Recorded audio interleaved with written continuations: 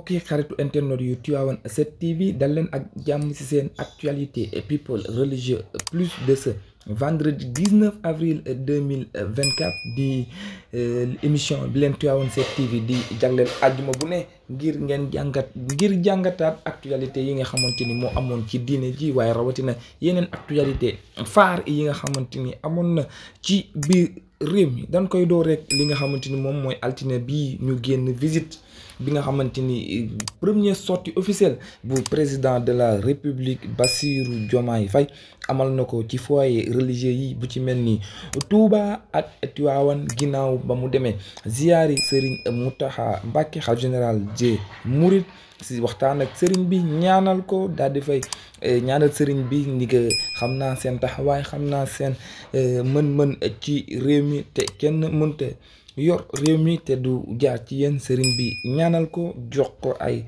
teraanga ginnaaw bu mu fa jugee mu bàyyee ko dëkk bu tedd boobee di Touba wutali fi nga xamante ni moom mooy Tivaouane daal di fay fekk njabootu Cheikh Sidi Hadji Malick ñëpp génn teeru ko tatagal ko dalal ko mu dem seeti ki nga xamante ni moom mooy waajuram li nga xamante ni moom mooy waajuram gi xalifa général des Tidianes Serigne Babacar Sy Mansour mu daal di koy dalal teeru ko waxtaan ak Serigne bi yëkkati ay cadeau daal di ko koy jox moom président de la république bu Sénégal waaye ci visite bi ba tey ba mu dellusee mu jur polémique bi nga xamante ni yenn ci patriotes yi gëmoon rupture mooy daggal sa tànk ci li nga xamante ni moom mooy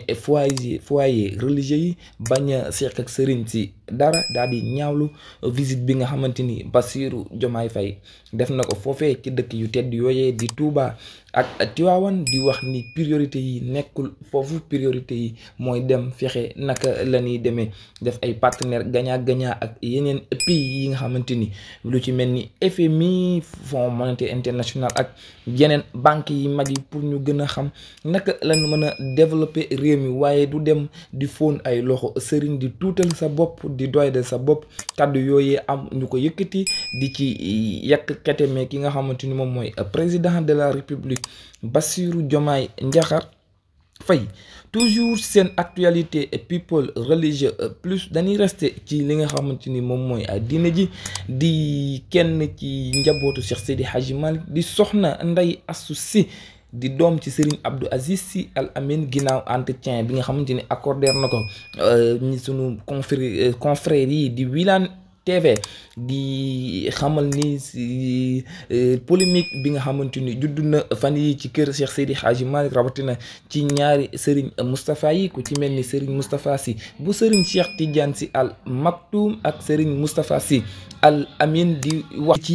ni taalibe yi nanu génn ci li nga xamante ni moom mooy xuloo ñi sant si ndax bu ñuy jiboo ñoom duñ ko fekkee mën nga ñi sant si bu ñu xuloowee yow taalibe bi yemal ci li nga xamante ni moom mooy tarbiyu mën nga far te bañ a parloo ñu resté ci entretien bi nga xamante ni soxna Ndeye Astou Sy moom Serigne Abdou Aziz Sy Al Amine amaloon na ko ci Wilane TV ci ginnaaw sortie boobu jur polémique si di bare reprendre ko ndaw ñi di ko ci saaga lu ne kàddu yu ñaaw yu ne ñu wax ko waaye moom wax na ko ndax nee na li muy wax moom la engagé li mu gëm dëgg moom mooy dawal jakarta du métier ndaw ñi nanu wuti métier waaye dawal jakarta du métier ginnaaw kàddum yooyu nag dégg na ci lu ne ñuy ne reprendre ko di ko ci yekk li nga xamante ni moom mooy musiba naa rulaay ci noonu ne mu wax ni ndaw bu tollee ci jàng day jàng bu jàngee am xam-xam bu amee xam-xam am liggéey wala sax booy dawal jakarta nga bolekaak li nga xamante ni moom mooy jàng ngir am métier waaye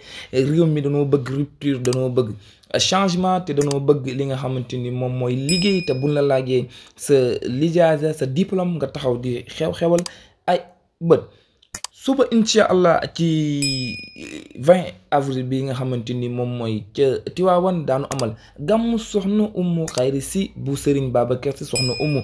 borom waañ bi gàmmoom gi nga xamante ni ñi ngi ko jàpp ci veille ziar général waaye dañuy resté ci Tivaouane ba tey xam ngeen ni dimanche bu nu xëyee incha allah moom mooy 94e édition ziar général bi nga xamante ni Serigne Babacar Sy radiyallahu taala anhu moo ko fi bàyyi woon mag ñi ñaanoon ko ci ndigal fu ziar bi jote dee ñu jàpp bés ñoom ñëpp daje li nga xamante ni moom mooy si dëkk bu tedd boobee di Tivaouane lii dañ leen indiloon ci actualité religieuse bi. ñu dem ci actualité people yi nga xamante ni moo gën a fës ci ay bés yi. bokk na ci conseil des ministres àllarba bi ñu génn. le président Bassirou Diomaye Faye sàkku ci ministres yi sàkku ci premier ministre am ñi nan ko amal nanu génnee rapport IGE ak rapport Cour des comptes de 2019 2020 2021 2023 ñu réviser li nga xamante ni moom mooy ñi nga xamante ni épinglé loon leen ci alalu réew mi ñu génnee ko. ginnaaw loolee démb ci alxames bi gis ngeen ñi am na dossier yi nga xamante ni jot naa génn ñu ràññeel si yu bare